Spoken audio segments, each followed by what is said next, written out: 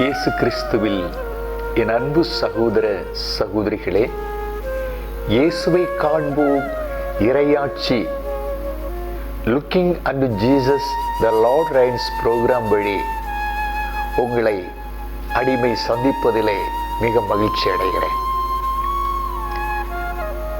Holi Spirit and holy life, தூய ஆவியும் தூய வாழ்வும் என்ற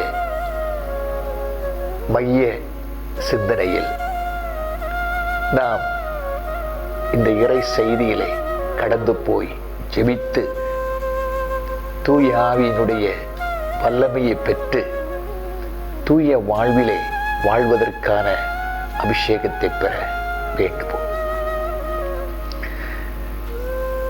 தொடக்க நூல் ஆதியாகமம் 1ஆம் அதிகாரத்தை நாம் வாசிக்கும் பொழுது 1-2 வசனங்கள் இப்படி சொல்லுகிறது. தொடக்கத்தில் கடவுள் விண்ணையும் மண்ணுலகையும் படைத்த பொழுது, விண்ணுலகையும் மண்ணுலகையும் படைத்த பொழுது மண்ணுலகு உருவற்று வெறுமையாக இருந்தது. ஆழத்தின் மீது இருள் பரவி இருந்தது. நீர்த்திரளின் மேல் கடவுளின் ஆவி அசைவாடிக்கொண்டே இருந்தது.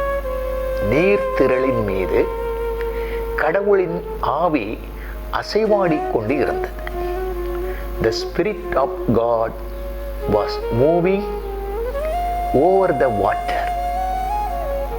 The Spirit of God was moving over the water.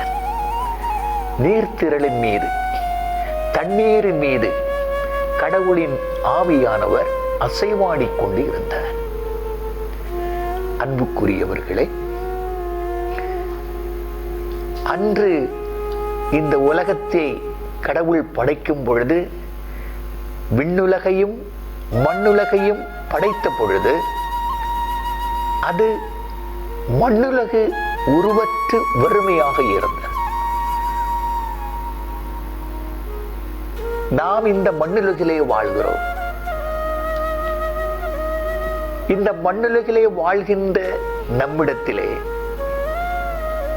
ஒருவேளை உருவற்ற நிலை, வெறுமை நிலை, இருள் நிறைந்த நிலை, இந்த நிலைகளெல்லாம் ஒருவேளை இருக்கலாம். இந்த ஒரு உருவற்ற வெறுமையான, உரு இல்லாத, இருள் அடர்ந்த வாழ்வை மாற்றக்கூடியது இந்த தண்ணீரின் மீது அசைவாடிக் கொண்டிருந்த ஆவியானவர் உருவற்ற வெறுமையாயிருந்த, இருள் படர்ந்திருந்த மண்ணுலகை உருகொடுத்து அந்த வெறுமையை மாற்றி இருளை பிரித்து ஒளியை உண்டாக்கி செயல்பட்ட ஆவியானவர் நம்மிலும் அசைவாடும் பொழுது இந்த மண்ணுலகு உருப்பெற்றது போல, வெறுமை மாறியது போல, இருளின் தன்மை மாறி வெளிச்சமும் உண்டானது போல ஒரு நிலை நிச்சயம் ஒரு மனிதனில் ஆவியானவர் அசைவாடும் பொழுது, கடவுளின் ஆவியானவர் அசைவாடும் பொழுது இந்த மாற்றம் வரும். Holy Spirit and holy life, தூய ஆவியும் தூய வாழ்வும். அன்புக்குரியவர்களே, லூக்கா எழுதிய நற்செய்தியிலே 4ஆம் அதிகாரத்தில் 18-19 திருவசனங்களை படித்து பாருங்கள். ஆண்டவருடைய ஆவி என்மேல் உள்ளது, ஏனெனில் அவர் எனக்கு அருள்பொழிவு செய்துள்ளார், என்னை அபிஷேகம் செய்துள்ளார். அன்றைக்கு மண்ணுலகில் கடவுளுடைய ஆவியானவர் அசைவாடி மாற்றத்தை கொண்டு வந்தார். உலக மக்களுடைய வாழ்விலே மாற்றத்தை கொண்டு வருவதற்காக கடவுள் பயன்படுத்திய தன்னுடைய ஒரே ஒரு மகனிலே, இயேசுவிலே, கடவுளுடைய ஆண்டவருடைய ஆவி என் மேலே, ஆண்டவருடைய ஆவி என் மேலே, ஏனெனில் அவர் என்னை அருள்பொழிவு அபிஷேகம் செய்தார். எதற்காக ஆண்டவருடைய ஆவி இயேசுவிலே இருந்து அருள்பொழிவு செய்து அபிஷேகம் செய்ததென்றால், ஒன்று, ஏழைகளுக்கு நற்செய்தி அறிவிக்க, சிறைப்பட்டவர்களுக்கு விடுதலை கொடுக்க, பார்வையற்றவர்கள் பார்வை பெற, ஒடுக்கப்பட்டவர்கள் விடுதலை பெற, அருள் தரும் ஆண்டினை ஏற்படுத்த, உருவாக்க இந்த ஆண்டவருடைய ஆவி இயேசுவின் மேல் அருள்பொழிவு செய்து அபிஷேகம் செய்தது. ஆகவே அன்று இயேசுவிலே ஆட்கொள்ளப்பட்ட அந்த அருள்பொழிவு, தூயாவியினுடைய அருள்பொழிவு, ஆண்டவருடைய ஆவியின் அபிஷேகம், அருள்பொழிவு இன்று நம்மிலே இந்த கடவுளுடைய வல்லமை, இந்த அருள்பொழிவு, இந்த அபிஷேகம் இருந்தால் நம்மிடத்திலும் ஒரு எளிய, இவர்களுக்கு வேண்டிய நற்செய்தி, சிறைப்பட்டவர்கள் விடுதலை பெறக்கூடிய ஒரு நிலை, பார்வை இல்லாதவர்கள் பார்வை பெறக்கூடிய நிலை, உள்பார்வை, அகப்பார்வை, வெளிப்பார்வை, ஒடுக்கப்பட்ட நிலைகள் எல்லாம் மாறக்கூடிய அருள் தரும் ஆண்டு, ஜூபிலி ஆண்டு உருவாகக்கூடிய ஒரு நிலை நம்மிலும், ஒவ்வொருவரிலும், மற்றவர்களிலும் அது இருந்து செயல்படும். ஆகவே இயேசுவின் மீது இயங்கிய ஆண்டவருடைய வல்லமை நம்மிலும் செயல்பட நமக்கு உணர்த்தப்படுகிறது. அன்புக்குரியவர்களே, திருத்துதர் பணி 10ஆம் அதிகாரம் 38வது வசனத்தை படித்து பாருங்கள். கடவுள் நாசரேத்து இயேசுவின் மேல் தூய ஆவியின் வல்லமையை பொழிந்தருளினார். கடவுள் நாசரேத்து இயேசுவின் மேல் தூய ஆவியின் வல்லமையை பொழிந்தருளினார். எதற்காக? கடவுள் அவரோடு இருந்ததால் அலகையின் கொடுமைக்கு உட்பட்டிருந்த அனைவரையும் அவர் விடுவித்து எங்கும் நன்மை செய்து கொண்டே சென்றார். இங்கே பார்க்கிறோம், அலகைக்கு உட்பட்டிருந்தவர்களை எல்லாம் விடுவித்து போகிற இடமெல்லாம் நன்மையே செய்து கொண்டு போனார். காரணம், நாசரேத்து இயேசுவின் மேல் கடவுளின் ஆவியின், தூய ஆவியின் வல்லமை பொழியப்பட்டு இருந்தது. ஆகவே தூய ஆவியினுடைய வல்லமையிலே, தூய ஆவியினுடைய வல்லமை நம்மிலே பொழியப்பட்டால் நம்மில் இருக்கிற அலகையின் ஆட்சி, நம்மிலே இருக்கிற நன்மை செய்ய முடியாத நிலைகள் எல்லாம் மாறி அலகையின் ஆட்சி மறைந்து கடவுளின் ஆட்சி உருவாகி வாழ்கிற இடங்களில், வாழ்கிற சூழ்நிலையில், போகிற இடமெல்லாம் நன்மை செய்யக்கூடிய ஒரு வாழ்வு நம்மிலே மலரும். ஆகவே பிரியமானவர்களே, 1 யோவான் 3ஆம் அதிகாரம் 8வது திருவசனத்தை படித்து பாருங்கள். அலகையின் செயல்களை ஒழிக்கவே, தொலைக்கவே இயேசு இறைமகன் உலகில் தோன்றினார். அலகையின் செயல்களை தொலைக்க இயேசு தோன்றினார். எங்கும் அனைவருக்கு நன்மை செய்ய இயேசு தோன்றினார். அதற்கு இந்த ஆவியினுடைய அருள்பொழிவு, அபிஷேகம், ஆண்டவருடைய ஆவி அவர்களை இருந்து செயல்பட்டது. அன்புக்குரியவர்களே, ஆகவே தான் தூய பவுல் 2 கொரிந்தியர் 3ஆம் அதிகாரம் 7வது வசனத்திலே சொல்கிறார், ஆண்டவர் என்பது தூய ஆவியானவரை குறிக்கிறது. ஆண்டவரின் ஆவியானவர் எங்குண்டோ அங்கே விடுதலை உண்டு. கடவுளின் ஆவியானவர் எங்குண்டோ அங்கே விடுதலை உண்டு. ஆகவே தண்ணீரின் மீது அசைவாடி கொண்டிருந்த ஆவியானவர் உருவற்ற வெறுமையாக இருந்த இருள் பரவி இருந்த நிலையை மாற்றியது. இயேசுவின் மீது அதே ஆவியானவர் அசைவாடிய பொழுது ஒடுக்கப்பட்ட நிலை மாறியது. எளியவருக்கு நற்செய்தி அறிவிக்கிற நிலை உருவானது. பார்வையற்றவர்கள் பார்வை பெற்றார்கள். அருள் தரும் ஆண்டினை உருவாக்கக்கூடிய நிலை உருவானது. அழகையின் ஆட்சியை தொலைத்தார். போன இடமெல்லாம் நன்மை செய்தார். அன்புக்குரியவர்களே, இந்த உலகத்தை படைக்கும் பொழுது மண்ணுலகில் தண்ணீரின் மீது அசைவாடின ஆவியானவர் இந்த உலகத்தை மீட்க வந்த இயேசுவினுடைய வாழ்விலே பணியிலே இருந்து செயல்பட்ட கடவுளின் ஆவியானவர் நம்மிலும் இருந்து அசைவாடி செயல்பட்டால் நமக்குள்ளும் நம் வழியாக மற்றவர்களுக்கும் ஆவியானவர் இருக்கிற இடத்தின் வழியாக செயல்படுகிற நிலை வழியாக விடுதலை உண்டு.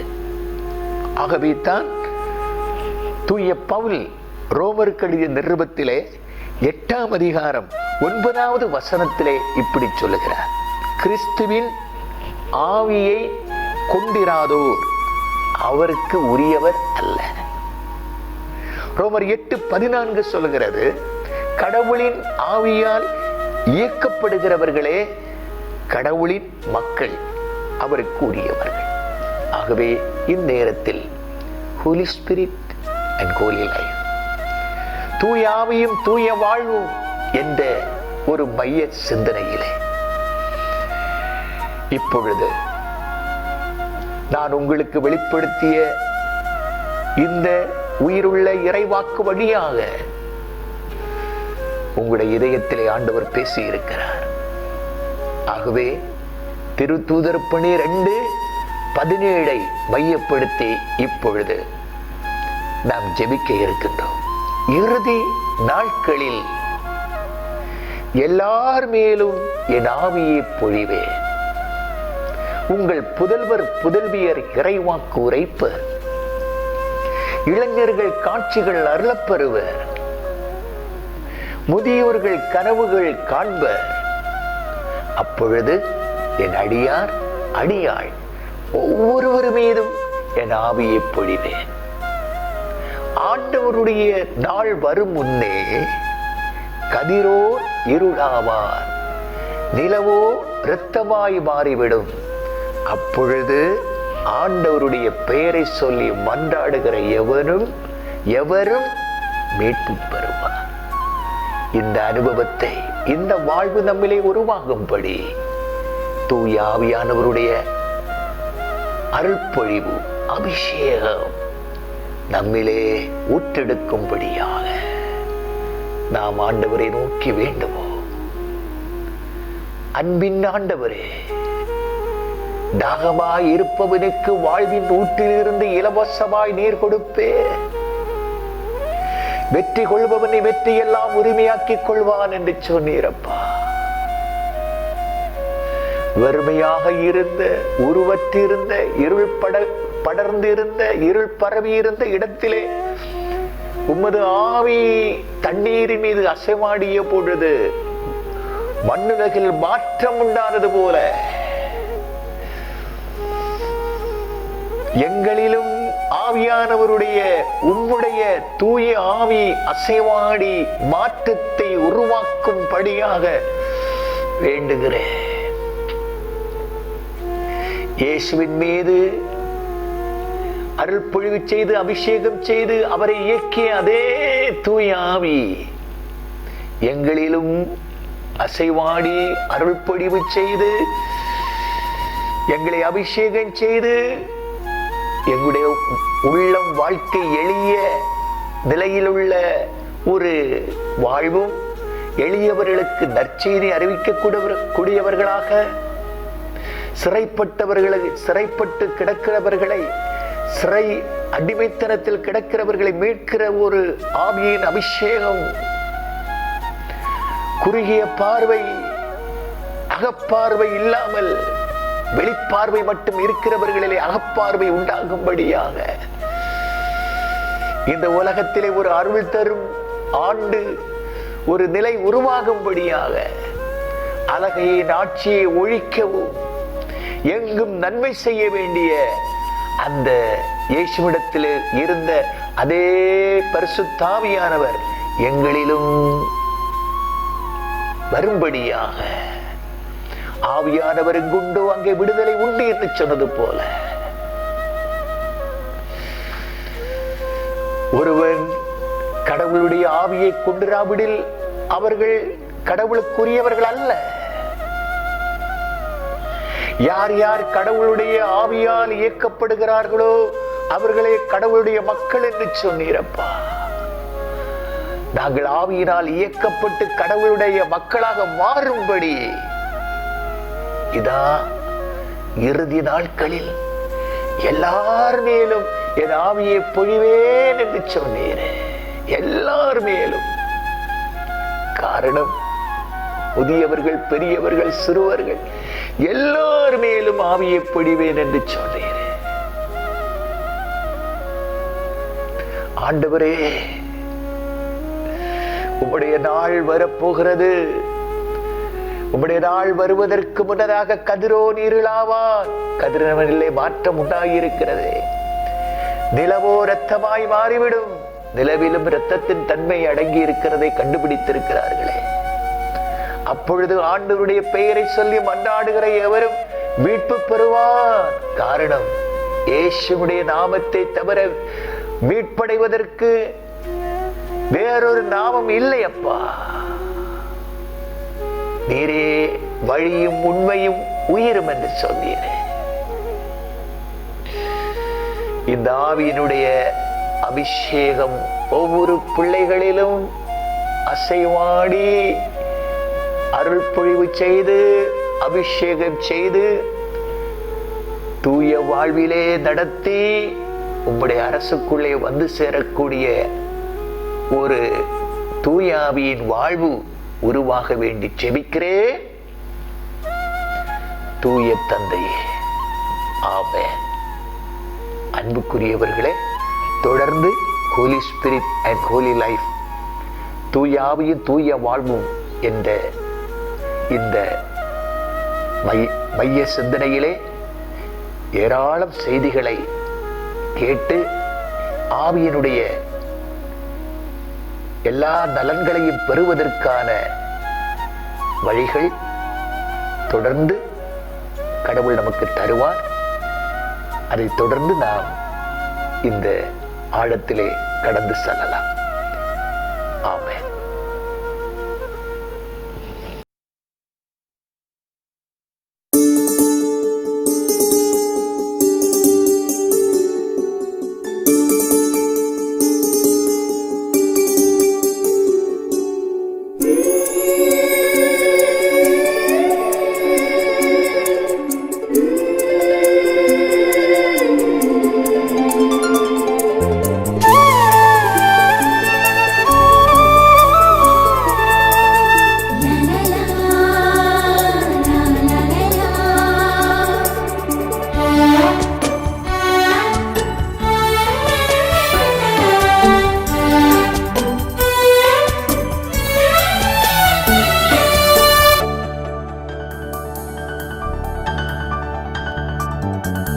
இயேசுவின் உயிரான தூய ஆவியே, என்மேல் ஊதி என்னை உருமாற்றும். இயேசுவின் உயிரான தூய ஆவியே, என்மேல் ஊதி என்னை உருமாற்றும். பயங்களை அகற்றி அமைதியை அருளி அருள் வாழ்வின் ஆழத்தில் நடத்திடுவீர். பயங்களை அகற்றி அமைதியை அருளு அருள் வாழ்வின் ஆழத்தில் நடத்திடுவீர்.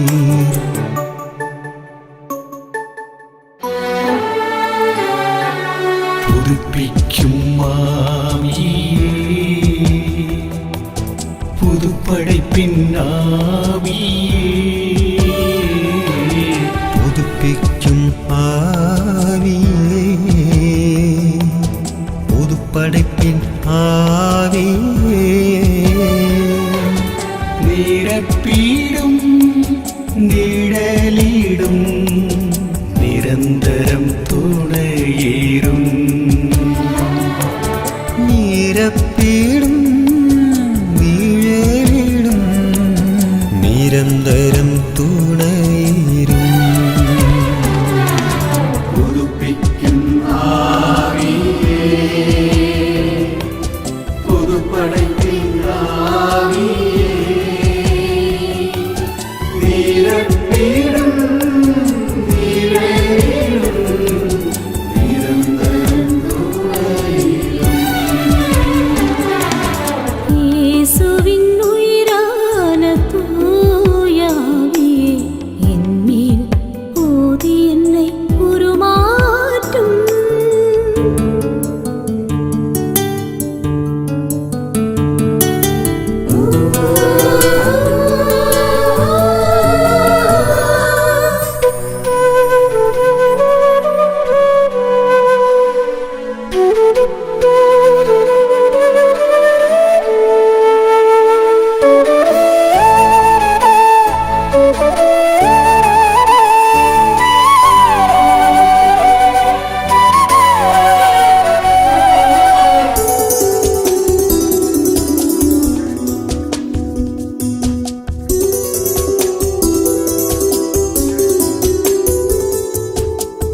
உண்மையை உணர்த்தி உன் வழியில் நடத்தி உண்மைக்கு சான்று பகர்ந்திட, உண்மையை உணர்த்தி உன் வழியில் நடத்தி உண்மைக்கு சான்று பகர்ந்திட, தீராவாய் இறங்கி வரும் சுடர்விட்டு நான் எரிந்திட, காற்று வீசும் ஓசை போல காற்றின் திசையில் அழைத்து செல்லும்.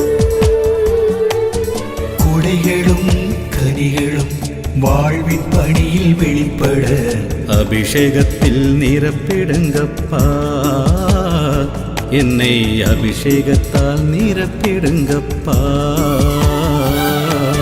கொடைகளும் கனிகளும் வாழ்வின் பணியில் வெளிப்பட, அபிஷேகத்தில் நிரப்பிடுங்கப்பா, என்னை அபிஷேகத்தால் நிரப்பிடுங்கப்பா. இயேசுவின் உயிரான தூய ஆவியே, என்மேல் ஊதி என்னை உருமாற்றும்.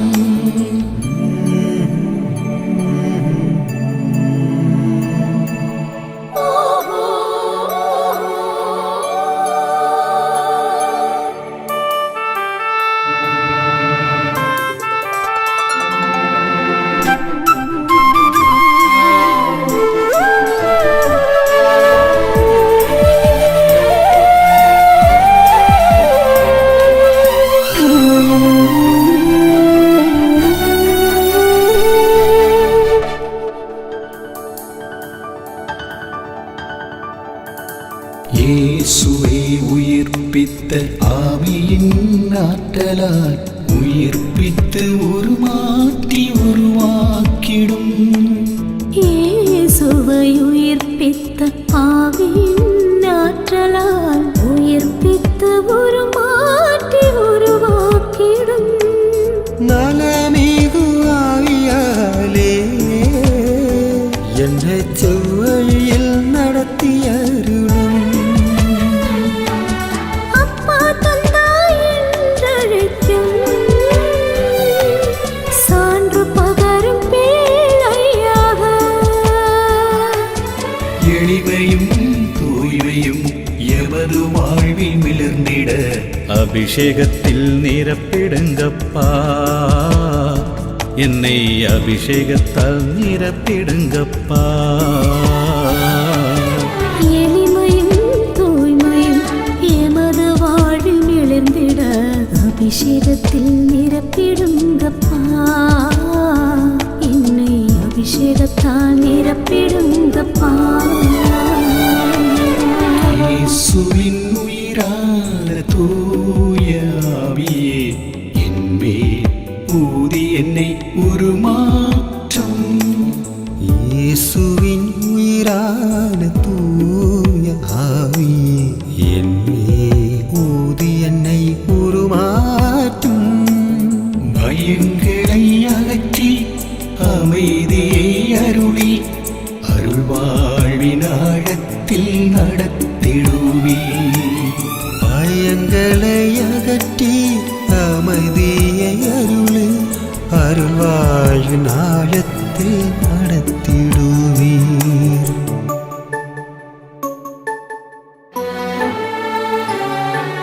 புதுப்பிக்கும் ஆவியே, புது படைப்பின் ஆவியே, புதுப்பிக்கும் ஆவியே, புதுப்படைப்பின் ஆவியே, நிரப்பீடும் நிழலிடும் நிரந்தரம் துணையேறும்.